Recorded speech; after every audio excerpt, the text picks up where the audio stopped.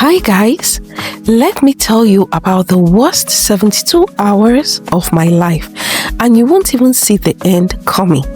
See, if you have children in school and you see the school's number calling you, there is no way your heart won't fall. I picked on the second ring. It was the proprietress. "Hello, madam," I said. She didn't even answer my greeting. "Mrs. Johnson, please, we need your attention at the school immediately. Please come right away." What happened? No answer. She didn't even respond to my greetings. Wow, she didn't even respond to the state of mind of my child. I was so frightened. I couldn't even wait for the woman cutting the fish. I wish I had wings to fly that day. My daughter was well that morning. So what happened? Was there an accident? Was she even alive? Oh no, the Uber I entered wasn't even fast enough.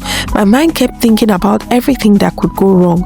My precious daughter Tiara. I had had her at the 7th year of our marriage.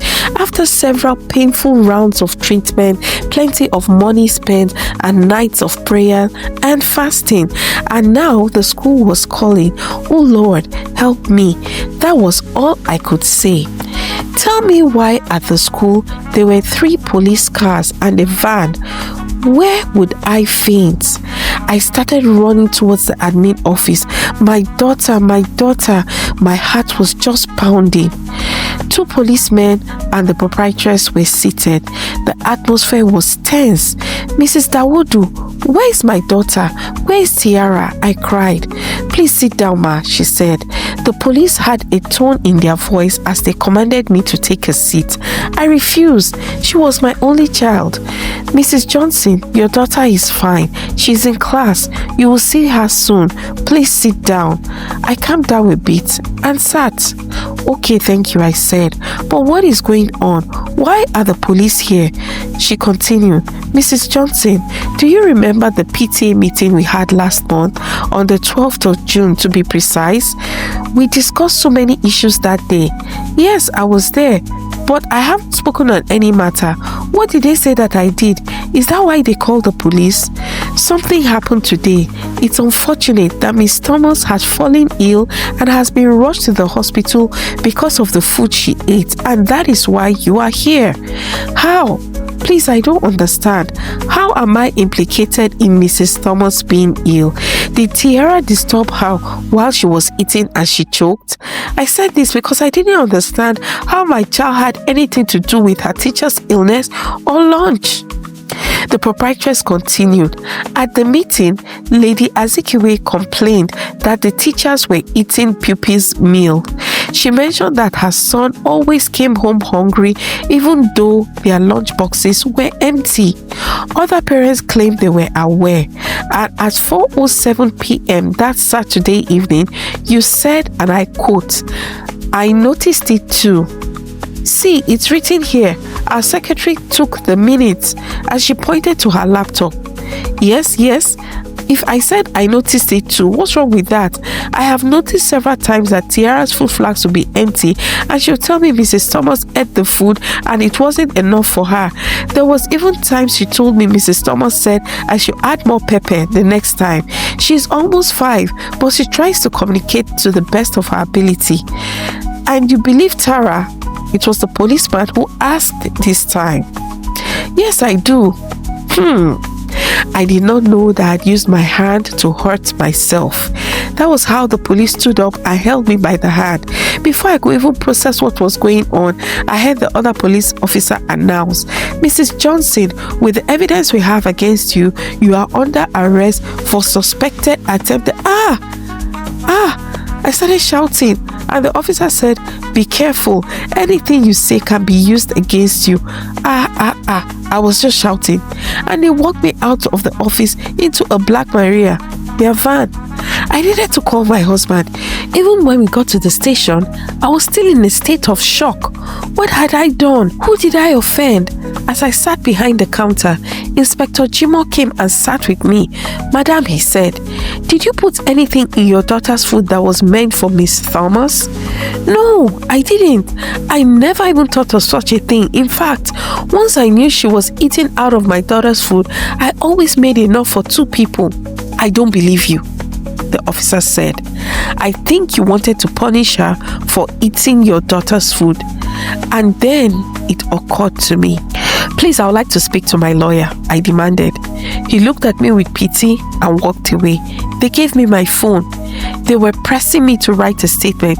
I needed to talk to my lawyer first. I didn't want to implicate myself any further. My husband arrived with Barrister Maxwell when he came straight to see me. Barrister Maxwell went to speak with the policeman. What happened? My husband asked. I don't know, I said, and I started crying. And he held me close and told me not to worry, that they will get me out of there soon. It must be a misunderstanding. My husband is a very calm and kind person, a prayer warrior. He wasn't even an ordained pastor, but everyone called him pastor because he preaches when Pastor Biodun travels. Even when we have an assistant pastor, he had visited many prayer mountains to seek time with God. When we got married, I knew I had chosen the best because even though he was a real estate agent who had invested a lot in property, he was a true servant of God. Okay, keep listening. See how this story will shock you. We completed the documentation with Barrister Maxwell present, and I narrated to him that what happened earlier that day was I microwaved the jollof rice and put it in my daughter's bag for school. I added her bottle of water and other snacks, and that was it. I did not add anything else. I did not know anything about Miss Thomas' condition. Thankfully, she was still alive. We got home very late that night. No one could eat or do anything. We all went straight to bed. It was just a sad joke what happened that day. Barrister Maxwell assured me that he would do his best to make sure I was exonerated of all accusations, but still I couldn't sleep. My tiara and Dele, my husband, were in dreamland. I remember the doctor telling me so many times the reason why I couldn't have a child. But Dele told me not to worry, that I will become a mother soon. He stood by me. He did everything. He didn't even let his family to ask me about it. And just as Dele predicted, we had our baby 7 years after, and he was always by my side. I'm telling you, he prayed until I saw those 2 red lines. The next morning, it was Inspector Jimo who woke us up. Dele and I sat in the living room. Sorry to wake you up all so early. I wanted to pass the good news to you all. Miss Thomas has been discharged. It was like music to my ears, the joy I felt. She even agreed that it was longer throats that caused the incident. So she was not pressing charges. Wow, I looked at Dele and he looked back at me. We had just prayed about that thing this morning and God heard. Then Inspector Jimo said, so we are going to close the file today and say goodbye to you all, but I will need to take the specimen of the jollof rice for testing in our lab just for formality. Sure, I said. I didn't even remember that the rest of the jollof rice was still in the fridge. It was actually my husband who bought the rice for me 2 days earlier from a church meeting. I told him this as I gave him the rest and he left. We were truly relieved. Dele and I just stayed at home that day and Tiara stayed home with us. It was about 2 hours later that the inspector called us back. As soon as I saw his number, I was worried. I picked up and he asked me again, was it your husband who brought the rice for you? I said yes, and he told me to tell my husband to come to the station immediately. My heart fell again. My husband kept assuring me, saying it wasn't a big deal. Okay, I said, but I'll call Barrister Maxwell to meet you there. When I called Barrister Maxwell, he was so upset. He said I shouldn't have opened the door for Inspector at all that morning. I should never have given him the rice, and most importantly, Dele should never have gone without him. He warned me to never answer questions alone, but the inspector had said the file was closed and Miss Thomas was hale and hearty, so we hadn't thought much of it. He said he would go to the station to see my husband right away. They should be back soon. I was so exhausted.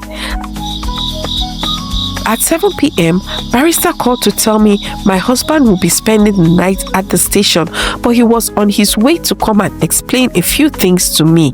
I couldn't believe my ears. My husband? Detained? Why? What happened? All the thoughts were running marathon in my head. What Barrister Maxwell revealed to me put shivers on my skin. He tried to calm me down, explaining that there was a big misunderstanding, that the rice Inspector Jimo had taken had been laced with a dangerous substance, and they were accusing Dele of trying to do something harmful to me. So this wasn't the first time that Dele had brought food for me. When he came back from his trips, it was either shawarma, burger, rice, or smoked fish. I had eaten all of it before. This time I didn't taste it because I wanted to give it to Tiara to take to school. I didn't even understand it. Dele hadn't even pressured me to eat the rice. There was nothing suspicious about it. He didn't even know that the remaining rice was in the fridge. So this whole new development didn't add up. Dele loved his family. He will never intentionally hurt us. Barrister told me that as soon as we got to the station the next day, I should repeat everything I had just told him because Dele had refused to tell them where he got the rice from. How could I sleep that night? Wasn't this getting too much? I didn't even know what to pray for. Did Dele really intentionally want to harm me or Tiara? Where did my husband get that food from? How did this closed case become a new one again? Tiara was still sleeping when I opened the door for my neighbor's teenage daughter to stay with her while I ran to the police station very early the next morning. I saw Dele and the barrister together.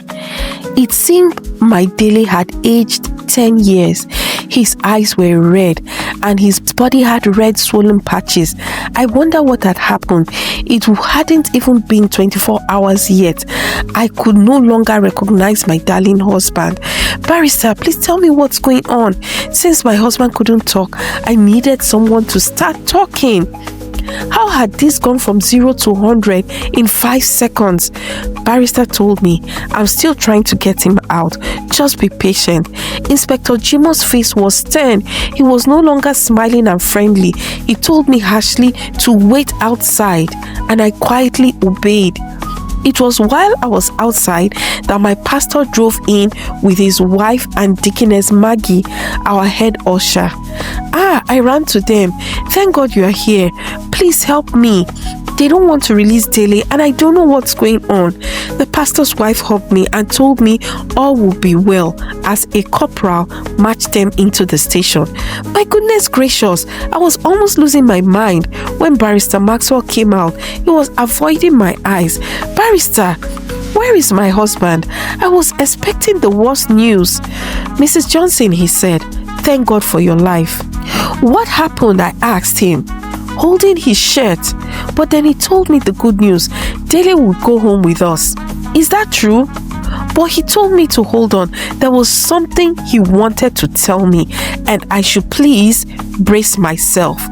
My people, if I tell you what came out of Maxwell's mouth, if I start to talk, Well, thank you all so much for listening to my tale worth telling up to this point. Kindly share, subscribe, and like if you haven't already. Now, did you know that my husband did not get the rice from any prayer meeting? That the rice was packaged for me by Deaconess Margaret herself? Join me and shout, how, why, who, what? This Deaconess Maggie is my paddy in church. We chat together in church, but apparently she is Dele's lover. In fact, her twin boys, who are a year older than Tiara, belong to Dele. Are you shocked yet? Please wait. There is more. Forget all the Christian behavior that she has been exhibiting. Deaconess Maggie had told him repeatedly to divorce me. She had given him several ultimatums and he still didn't do it. And that was why she gave him the food for me. Innocent me. I gave it to my daughter to eat in school. And Miss Thomas received the arrow that was meant for us. Thank God she's fine now. Okay, let me shock you again. Just listen. Did you know that Miss Margaret is married? I hope you are catching this bombshell the way I'm catching it too. Her husband traveled abroad for school and will soon be back to his family. He even assumed that those children are his own too. Yes, I know. Everything is spinning so fast. So that is why the pastor and his wife were here with Madam Maggie. Oh, I see it now. All the church outings, all the prayers, mountain visits. It was on Mountain Margaret that my husband was climbing. He was putting our lives at risk. Is this not what they call an unforgivable sin? I told Maxwell to give me 5 minutes to understand all that he had just told me, only for him to tell me that my husband has been discharged and ready to go, but he wanted him to come and plead with me so that we could go home together peacefully. Did I hear peace? Did anyone mention peace? Please, is there peace for the wicked? Guys, come and put mouth. Is there a way to survive years of deceit? Tell me in the comment section what you would do to this man. Cause like this, now my papa's house I dey face, so it is back to square one, to my parents' house with Tiara till further notice. Or am I being too rash? Tell me if anything happened to Miss Thomas or even to me or my precious child, it would have been a devastating tale worth telling. Thank you all for listening. Please support me and like this video, and please, could you help me find a kind word for Dele and drop it in the comments? May we never be unfortunate.